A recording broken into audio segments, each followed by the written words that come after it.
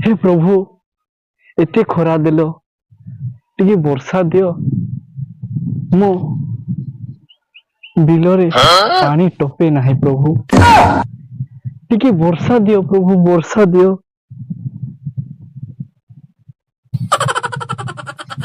Oh no! Wow!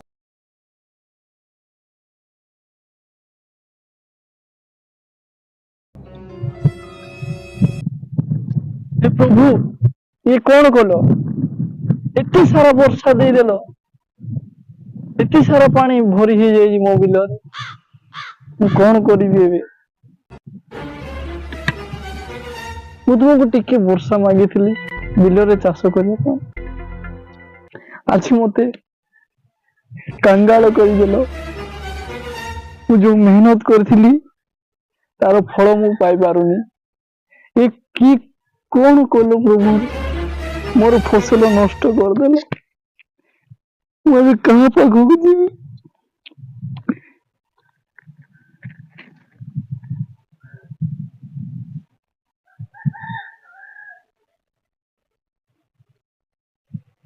कौन करिबा भगवान कर इच्छा तुम पाए एटा हेजी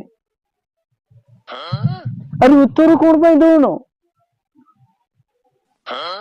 तुम कौन चिट्ठी लिखा पड़ो चिट्ठी लिखा उत्तर मिलुनी चिट्ठी लिखा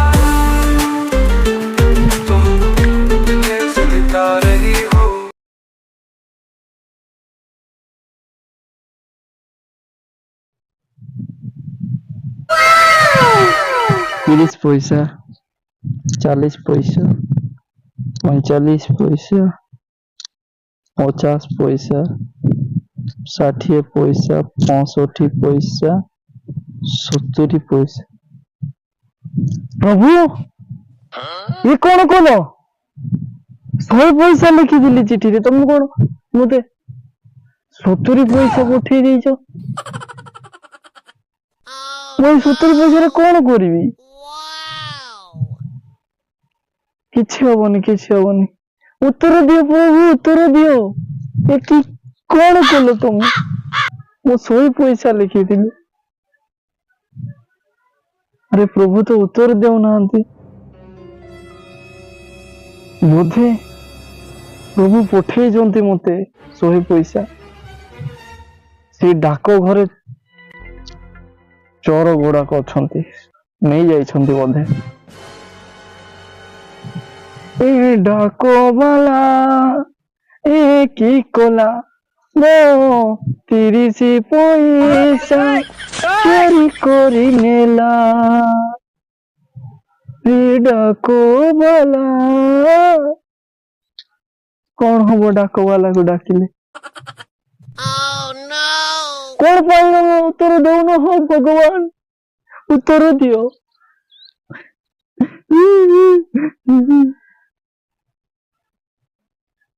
आउ गोटे चिठी लिखी तो पाखु आउ गोटे चिठी लिखी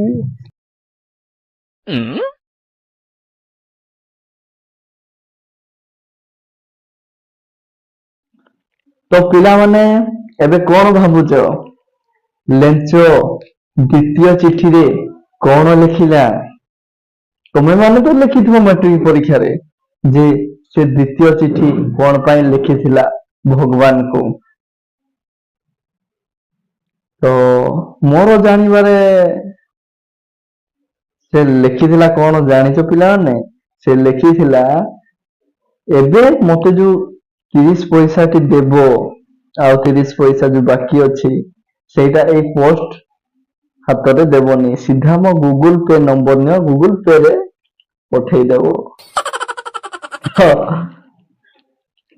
खुशी लागुଛି ना ए कथाटा सुनी तो सही परि भाबरे पिला माने आपण माने गोटे गोटे सब्जेक्ट रो परीक्षा देइछंती मैट्रिक परीक्षा तो आपण माने निश्चय परीक्षार फल को वेट करिथिबे अपेक्षा करिथिबे जे मो मार्क केते आसीओ मो मार्क केते आसीओ को सब्जेक्ट रे केते आसीओ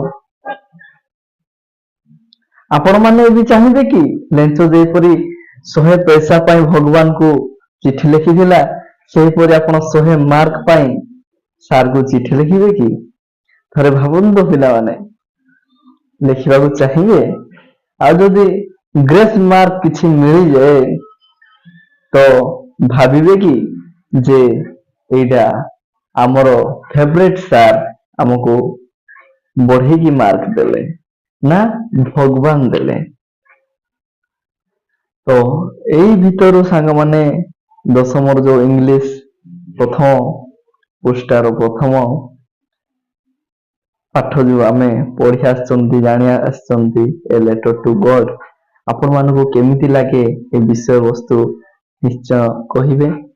ଆଉ ରହିଲା କଣ, ଏଥିରୁ ଆମେ କଣ ଶିଖିଲେ? ଯେ ଜଣେ ଲେଞ୍ଚ ଯିଏ କୃଷକ ଭଗବାନଙ୍କୁ ଏତେ ସେ ବିଶ୍ୱାସ କରିଦେଇଛି ତାକୁ ଚିଠି ମଧ୍ୟ ଲେଖିବାକୁ ପଛେଇ ନାହିଁ। ତା ବଦଳରେ ତାର ମନ ଜାଣି ତାର ମନ କିଣି ନିରୀହ ବ୍ୟକ୍ତି ଭାବି ପୋଷ୍ଟ ଅଫିସରେ ଯେତେ କର୍ମଚାରୀ ମାନେ ତାଙ୍କୁ ସାହାଯ୍ୟ କରୁଛନ୍ତି, ସେଇ ସାହାଯ୍ୟ ଦ୍ୱାରା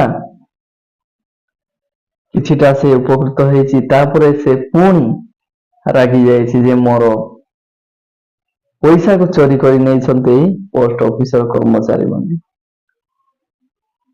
ତ ଏଇଟା ଗୋଟିଏ ଭାବପୂର୍ଣ୍ଣ କଥାଟିଏ ସାଙ୍ଗମାନେ, ଆପଣ ମାନେ ବୁଝିପାରିଲେ ଆପଣଙ୍କ ପାଇଁ ବହୁତ ଭଲ।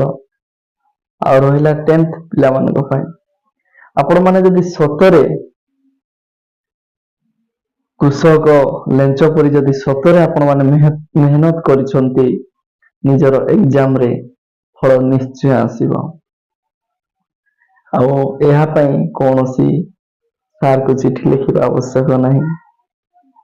ପୁଣି ଯଦି ମାର୍କ କମ ଆସେ କିମ୍ବା ଫେଲ ହେଇଯାଅ କିମ୍ବା କନଫିଡେନ୍ସ ଅଛି ସେତିକି ମୁଁ ପାସ୍ ହେବାର, ତାହେଲେ ପୁଣି ଆଉ ଥରେ ଯେମିତି ଲେଞ୍ଚକୁ ସୁଯୋଗ ମିଳିଲା ଆଉ ଥରେ ଚିଠି ଲେଖିବାର, ସେହିପରି ଭାବେ ଆପଣଙ୍କୁ ପୁଣି ଥରେ ଗୋଟେ ସୁଯୋଗ ମିଳୁଛି।